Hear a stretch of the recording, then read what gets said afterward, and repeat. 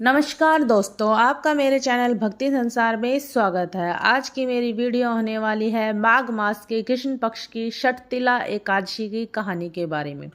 तो आइए शुरू करते हैं हम अपनी षटतिला एकादशी की कहानी को। भगवान श्री कृष्ण बोले, हे युधिष्ठिर, माघ मास के कृष्ण पक्ष की एकादशी का नाम षटतिला एकादशी है।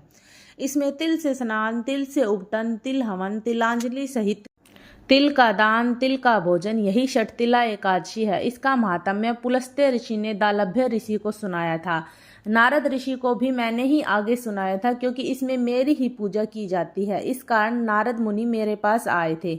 मैंने आंखों देखी बात बताई। एक ब्राह्मणी थी, वह चंद्रायण आदि व्रतों को किया करती थी। व्रत करते करते बहुत ही दुर्बल हो गई थी। व्रतों के प्रभाव से उसके समस्त पाप नष्ट हो गए थे। मैंने विचार किया कि अब वह मरने वाली है, स्वर्ग अवश्य जाएगी, परंतु खाली हाथ जाएगी। जाकर इससे कुछ दान मांग लूं, जिससे स्वर्ग में इसको कुछ मिल जाए। मैंने वैकुंठ लोक को त्याग कर उसे मृत्यु पिंड दिया था। कुछ दिन बाद उसके शरीर का त्याग हुआ। व्रतों के प्रभाव से स्वर्ग गई और अपने ग्रह में केवल मृत्युपंड ही देखा था। अन्य वस्तुओं से उसका घर शून्य था। अपने बिगड़े हुए भवन को देख न सकी। शीघ्र ही मेरी शरण में आकर पुकार करने लगी, आप अच्छे फल दाता हो, मेरे चंद्रायण आदि व्रतों के फल को निष्फल कर दिया।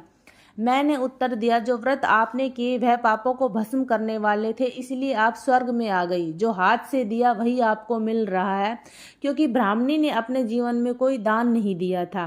ब्राह्मणी बोली, परंतु अब यह दरिद्रता कैसे कटेगी? मैंने उससे कहा, तुमको देवांगना देखने आएंगी, तुम द्वार बंद रखना। प्रथम षटतिला एकादशी का महात्म्य सुन लेना।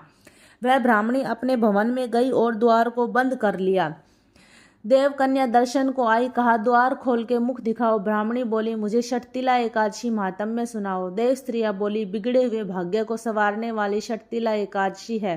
गो हत्या, ब्रह्म हत्या इत्यादि के महापाप को भी मुक्त कर देती है। द्वार खोला तो मृत्युपुंड का आम बन गया। जब व्रत किया तो सारे ग्रह में नंदन वन की विभूतियां प्रकट हो गई। इस व्रत में एक तिल के दान करने से 1000 वर्ष तक स्वर्ग मिलता है, जिसके पुण्य के कारण ब्राह्मणी को अत्यंत अच्छी अच्छी वस्तुएं स्वर्ग में भी मिली। इसलिए व्रतों के साथ साथ हमें दान अवश्य करना चाहिए। दान का भी अपना एक महत्व है। जो भी मनुष्य व्रत करे तो दान अवश्य करे, चाहे कितना ही गरीब हो। अपनी स्वेच्छा से अपनी आय अनुसार दान करे, परंतु दान अवश्य करे। इस दिन भगवान श्री कृष्ण की पूजा की जाती है। पेठा, नारियल, जायफल, सुपारी आदि से उनकी पूजा करें। इस दिन तिल पट्टी का सागार अवश्य लें। तो ऐसी ही व्रतों की खूबसूरत कहानियां सुनने के लिए मेरे चैनल भक्ति संसार को सब्सक्राइब करना बिल्कुल भी ना भूलें।